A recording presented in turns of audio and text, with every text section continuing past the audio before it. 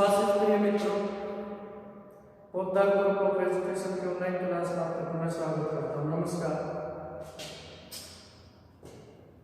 BA BEd प्रथम वर्ष के विद्यार्थियों के लिए हिंदी साहित्य के अंतर्गत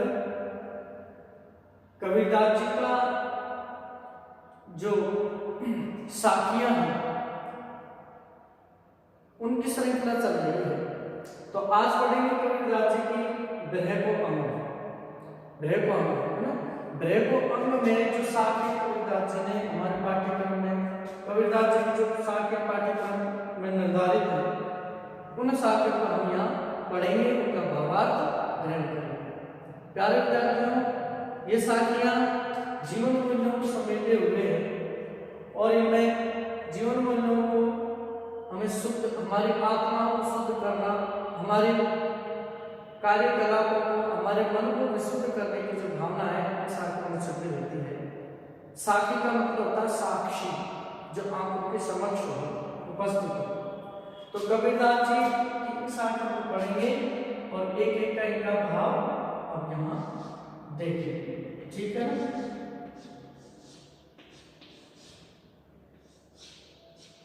तो देखिए, सबसे पहले हम इनका दर्द करते हैं। चक्की बिछुटी रहने की आई मिली बरभाती, और जे जन बिछुटे राम सुनते दिन मिले न राती, और आए न सको तुझ पे सकूं ने तुझ बुझाई, और जेरा यूं ही लेऊंगे बिरे तपाई तपाई।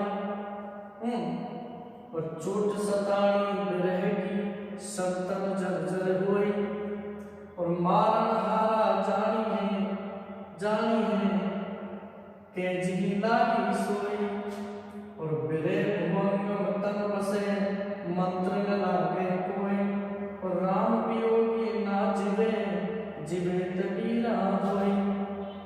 इसके बाद के बिरहनी को मीच दे के आपा दिखलाई, और आठ पहर का झांझना पैसा न जाए। तो इस तरह 1 2 3 4 और 5, ये 5 साखियां। इन साखियों में ग्रह के बारे में, यानी आत्मा परमात्मा, आत्मा जो परमात्मा के वियोग में जलती है, परमात्मा को प्राप्त करने के लिए जब वियोगित होती है, दुखी होती है, तो वो जलने लगती है, विरह की अग्नि में वो तपने लगती है। ईश्वर के प्रति, परमात्मा के प्रति जो प्रेम की विवलता है, प्रेम की जो जलन है, वो अत्यंत तीव्र होती है। और एक सच्चे भक्त, एक सच्चे साधक के लिए परमात्मा को प्राप्त करना उसकी पहली प्राथमिकता होती है, जिसके लिए वो विरह में दग्ध होता है। तो प्यारे विद्यार्थियों, इसमें देखते हैं प्रथम साखी में देखते हैं कि चकवे बिछते रहने की आई मिली बरभाती। चकवा और चकवी, ये दो विरह में जलते हुए दो पक्षी है ना, और इनका नियम होता है कि रात में बिछड़ जाते हैं, दिन में आकर मिल जाते हैं, ठीक है ना। तो चकवे जो पक्षी है वो अपने चकवे पक्षी से बिछुड़ जाती है रैन में, यानी रात में बिछुड़ जाती है। आई मिली बरभाती, और सुबह होते होते, प्रातः होते होते वो अपने चकवे से आकर मिल जाती है। जे जन बिछते राम सुन, उसी प्रकार जो, यानी चकवी तो रात में बिछुड़ कर अलग होकर सुबह आकर अपने चकवे से मिल जाती है, लेकिन जो व्यक्ति राम से बिछुड़ जाते हैं, राम से अलग हो जाते हैं, परमात्मा से अलग हो जाते हैं, तीन दिन मिले न राती, वो ना दिन में मिल पाते हैं ना रात में मिल पाते हैं। जो व्यक्ति राम से बिछुड़ गए, राम से अलग हो गए, मुक्त हो गए, राम से बिछुड़ जाते हैं, राम से साथ छूट जाता है, तो वो व्यक्ति ना रात में मिलते हैं ना दिन में मिलते हैं, यानी उनका कभी ईश्वर से कभी मिलान नहीं होता। ऐसे व्यक्ति कौन होते हैं? ऐसे व्यक्ति होते हैं जिनका मन शुद्ध रहता है, जिनकी आत्मा शुद्ध नहीं रहती, जो विषय वासना में फंसे रहते हैं। ऐसे व्यक्ति कभी भी, चाहे दिन हो या रात हो, कभी भी वो इस परमात्मा से मिल नहीं सकते, है ना। चकवी तो रात में भी चलकर सुबह मिल जाती है, उनका तो प्रेम सच्चा है, इसलिए मिल जाता है। लेकिन जो व्यक्ति जिनका परमात्मा के प्रति प्रेम सच्चा नहीं है, सच्ची साधना नहीं है, वो न रात में मिलते हैं न दिन में मिलते हैं, जब परमात्मा से जब बिछड़ जाते हैं। ठीक है, तो ये पहली साखी है। दूसरी साखी में इसमें क्या है, आए न सको तुझ पे सकूं न तुझ बुझाई, और जियरा यूं लेओगे बिरह तपाई तपाई। यानी आत्मा कह रही परमात्मा से कि परमात्मा, अगर आप मुझे मेरे पास मिलने के लिए नहीं आ सकते, आप मुझे दर्शन नहीं दे सकते, आप मुझसे मिल नहीं सकते, सकूं न तुझ बुझाई, तो मैं तो आपके प्रति जो मेरे विरह है, इसको मैं किस प्रकार बुझा सकता हूँ। जब तक आप मुझसे आकर नहीं मिलोगे तो मैं इस विरह के अग्नि को नहीं बुझा सकता। जेरा यूं ही करोगे आप इसी तरह, परमात्मा इसी तरह मुझसे दूर रहकर मेरे पास में आकर तो मेरा जीरा मेरे प्राण को यूं ही हर लोगे विरह तपाई तपाई। क्या विरह की अग्नि में तपा तपा कर मेरे प्राणों को यूं ही उसी प्रकार हर लोगे। हे परम पिता, अगर आप नहीं आ सकते तो मैं अपने विरह की अग्नि को कैसे तुझ बिन बुझा सकता हूँ, और मेरे प्राणों को यूं ही तपा तपा कर आप हर लोगे, है ना। तो इसमें क्या है, परमात्मा के प्रति समर्पण है। आत्मा का परमात्मा के प्रति समर्पण है। तो समर्पण भाव से इस तरह कहता है कि अगर आप नहीं मिले तो मैं अपने विरह की अग्नि को नहीं बुझा सकता, और जब विरह की अग्नि मुझे तपा तपा कर इसी प्रकार मेरे प्राण ले लेगी। ठीक है ना। तो इस तरह आत्मा अत्यंत व्याकुल है परमात्मा से मिलने के लिए। आगे कबीरदास जी कहते हैं अगली साखी में, वो कहते हैं कि चोट सतानी दुहे की सदतन जर्जर हुए। चोट सतानी दुहे की सदतन जर्जर हुए, और मारण हारा जानी है के जीना भी सोए। कि जो चोट है परमात्मा की, चोट सताने की जो चोट है विरह की, सताने विरह की, यानी विरह की जो चोट है परमात्मा की, वो मुझे दिन रात सताती रहती है, जिससे मेरा तन क्या हो गया है, जर्जर हो गया है, कमजोर हो गया है। विरह की चोट मुझ पर बार बार पड़ती है, जिससे मुझे दिन रात सताया जा रहा है। बिना प्रियतम के, बिना परमात्मा के, बिना प्रियतम के मेरा ये तन विरह की चोट से बार बार जर्जर होता जा रहा है। विरह की चोट से मेरे आत्मा को सताया जा रहा है। विरह की चोट से मेरा शरीर दिन ब दिन जर्जर यानी कमजोर होता जा रहा है। मारण हारा जानिए, कि मारण हारा जानिए, कि मरण यानी मरा हुआ जानकर के जी लागे सो, यानी लागे माने प्रेम, लागे माने प्रेम। तो मैं किस प्रकार तुमसे प्रेम व्यक्त करूं कि विरह की चोट मेरे शरीर को दिनों दिन जर्जर करती जा रही है, विरह यानी जर्जर करती जा रही है, कमजोर करती जा रही है। इस प्रकार मैं मरण अवस्था में, मरणासन स्थिति में होकर भी के जी लागे सो, मैं अपने हृदय को आपके प्रेम में कैसे निमग्न करूं, फिर आपको मैं किस प्रकार प्रेम करूं, जब मेरा शरीर ही जर्जर होता जा रहा है, तो मैं मेरे प्रेम को आपके समक्ष कैसे प्रस्तुत करूं, के जी लागे सो। तो इसमें एक परमात्मा का, एक यानी एक प्रेमी की, एक अपने प्रियतम के प्रति जो आसक्ति है प्रेम की, वो व्यक्त हुई है। अब देखिए चौथी साख में क्या कहा है कि विरह भुवंगम, भुवंगम माने सर्प, भुवंगम माने होता है सर्प।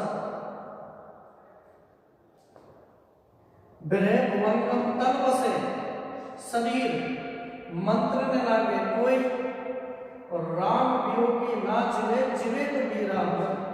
कितना अच्छी साखी है, बहुत ही सुंदर साखी, इसका अर्थ कितना सुंदर दिया गया है कि विरह भुवंगम तन बसे, भुवंगम विरह रूपी सांप हमेशा हमारे शरीर में बसा हुआ है, यानी आत्मा रूपी शरीर में विरह रूपी सर्प हमेशा बसा रहता है, मौजूद रहता है, शरीर के अंदर रहता है, आत्मा के अंदर रहता है विरह रूपी सर्प, जो मंत्र न लागे कोई। और वो ऐसा सर्प है जिसके ऊपर किसी प्रकार का मंत्र नहीं चल सकता, यानी उसके ऊपर कोई भी मंत्र लागू नहीं होता। राम वियोगी नाज में, जो व्यक्ति राम से वियोग हो जाते हैं वो इस जीवन में जी नहीं पाते। जो व्यक्ति राम से जुदा हो जाते हैं, परमात्मा से जुदा हो जाते हैं, जो आत्मा परमात्मा से जो वियोगित हो जाती है, अलग हो जाती है, वो बिना परमात्मा के जीवित नहीं रह सकती। अगर जीवित रह भी जाए तो वो बीरा पागल, तो वो पागल हो जाती है, तो वो आत्मा क्या हो जाती है, पागल हो जाती है। इस संसार में विषय वासना में लिप्त होकर वो पागल हो जाती है।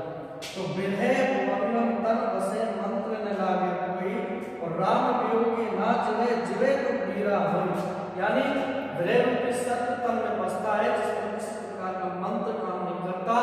जो राम वियोगी होते हैं वो जी नहीं पाते, और जो जीते हैं तो वो संसार में पागल हो जाते हैं। इस तरह ये साखी है, ठीक है। अब इसकी अगली साखी क्या कहती है, कह बिरहन को मीच दे के आपा दिखलाए, कह बिरहन को मीच दे के आपा दिखलाए, आग पहर का दामना वो पैसा जलना। दामना का मतलब होता है जलना, और मीच का मतलब होता है मृत्यु।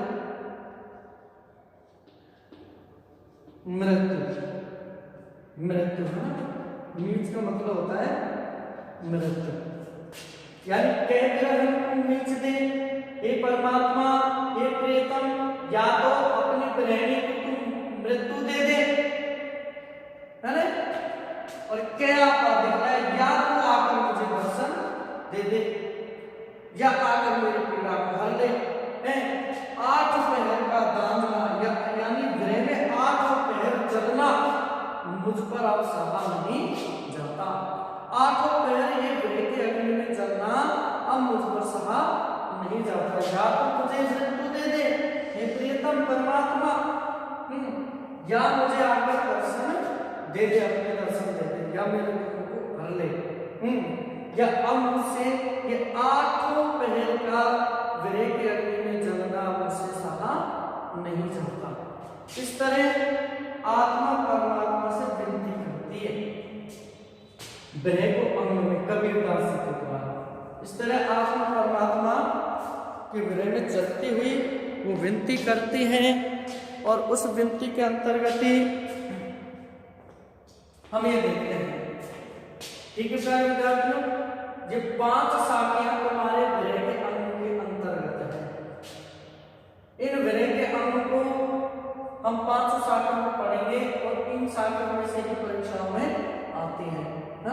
तो इन सब शाखाओं ऐसा कोई कठिन शब्दार्थ नहीं है, कोई भावार्थ नहीं है। चक्की बिछती रेण की आय मिली परमाती, जे जल बिछती राम सुते दिन मिले मिलाती। चक्की अपने चक्के से बिछोकर रात्रि में दूर हो जाती है, और सुबह प्रभात होते ही वो आकर मिल जाती है। लेकिन जे जन राम से बिछुड़ते हैं, जो व्यक्ति राम से बिछुड़ते हैं, वो कभी ना रात में मिलते हैं ना दिन में मिलते हैं, वो कभी उनका मिलान नहीं होता, आत्मा परमात्मा से नहीं मिलते, है ना। इसी प्रकार आए में सब तुझ पे सकूं में तुझ हो जाए, अगर मेरे विरह को शांत करने के लिए तुम मेरे पास नहीं आ सकते, तो सकूं में तुझ हो जाए, तो मैं तुम्हारी याद को, तुम्हारे प्रेम की विरह की अग्नि को कैसे बुझाऊं। जिया लोगे, मुझे तो ऐसा लगता है कि आप किसी प्रकार विरह की अग्नि को तपा तपा कर मेरे प्राणों का हरण कर लोगे, मेरे प्राणों को ले लोगे। इस तरह आत्मा परमात्मा से विनती करती है, और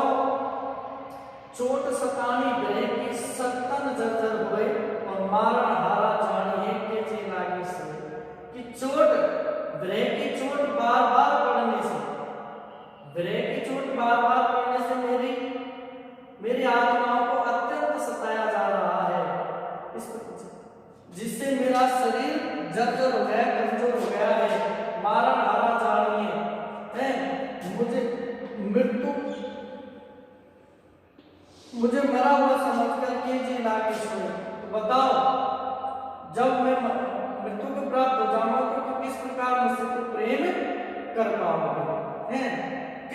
कैसे प्रेम प्रकट करोगे? तो इस प्रकार ये साखी जो है वो ये अर्थ देती है। चौथा है कि विरह भुवंगम तन बसे मंत्र न लागे कोई, कि विरह रूपी सर्प हमेशा शरीर में रहता है, तन में बसा रहता है, जिस पर मंत्र न लागे कोई, किसी प्रकार का मंत्र नहीं चलता, जिस पर किसी प्रकार का मंत्र नहीं चलता।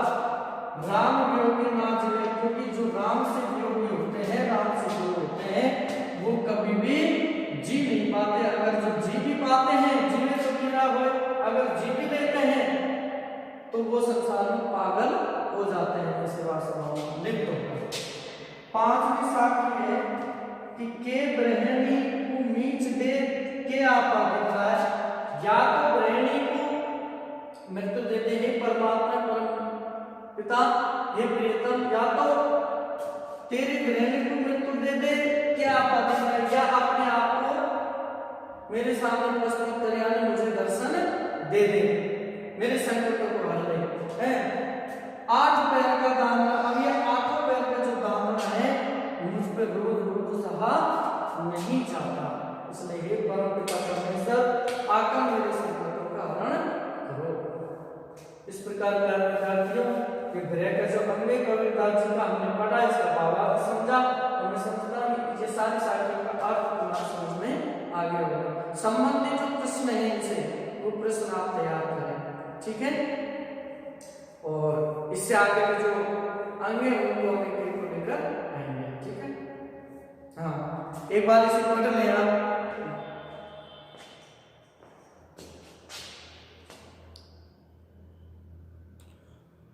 एक एक साखी को पढ़ के देखें, जिससे कि पता लगेगा।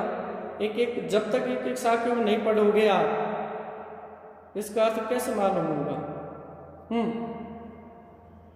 सिर्फ 5-5, 4-4, 5-5 साखियां हैं, 6 अंग हैं कबीरदास जी के, 6 अंगों में थोड़ी थोड़ी सी साखियां हैं, इनको हमें पढ़ना है।